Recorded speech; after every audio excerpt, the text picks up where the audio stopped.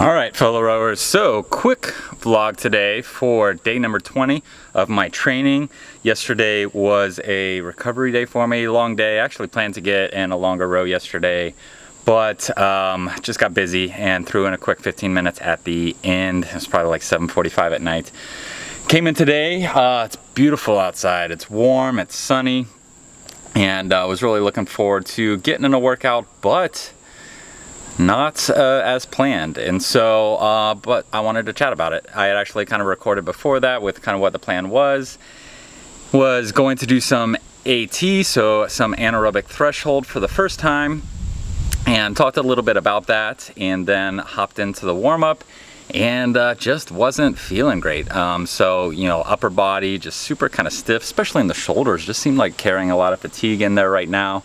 Heart rate looked fine, split looked fine for the heart rate, but it just wasn't, I wasn't getting that kind of natural warm-up, that natural kind of acceleration of speed that I usually get in the first 10-15 minutes of when I row. It just was kind of like stuck there in the kind of that heavy feeling of that is common kind of at the very beginning of a row before I start to warm up. So called an audible, decided, all right, we'll rest today. A body's telling me something, so I'll come back. We'll see how I'm feeling tomorrow.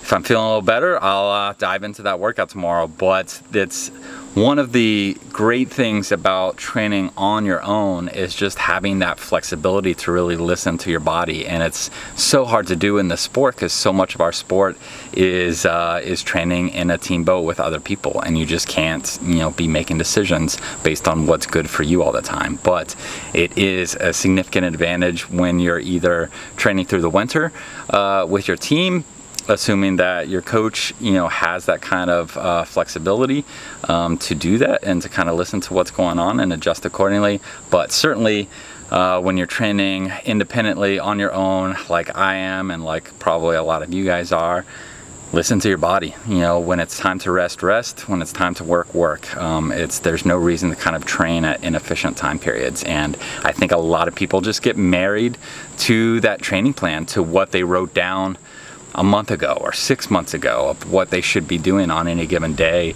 and that's absurd. Like, you're not Nostradamus of training and workouts. All right, there's no way that you're magically kind of gonna know what you should be doing for sure on any given day, despite whatever other circumstances are happening. So the way I like to approach my training is I like to have a framework. I like to know kind of the balance of how much volume I want to be putting in and how I want to balance my work and my rest, or my loading days and my recovery days, and what kind of volume and frequency I want to be putting in my anaerobic work, or my threshold tempo UT1 type work, and then kind of I plug it in as I go, and that really helps me train more efficiently, be happier with my training, and kind of avoid any sense of burnout, because I'm not just kind of slugging through anything. I'm kind of listening to the body and pushing when it's time to push, and resting when it's time to rest. So that was the outcome of today.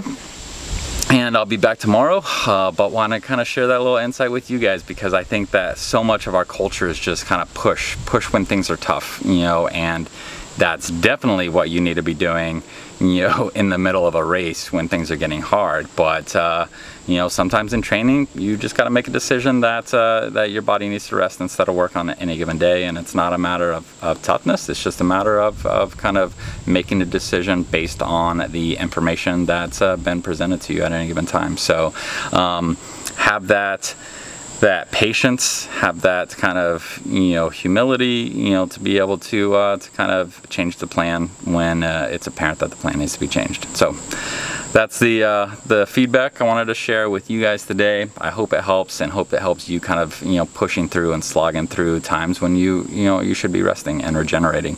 So that's it. Hopefully we'll be back and we can talk about anaerobic threshold in the video tomorrow. Looking forward to getting another kind of non-UT2 workout in and sharing it with you guys.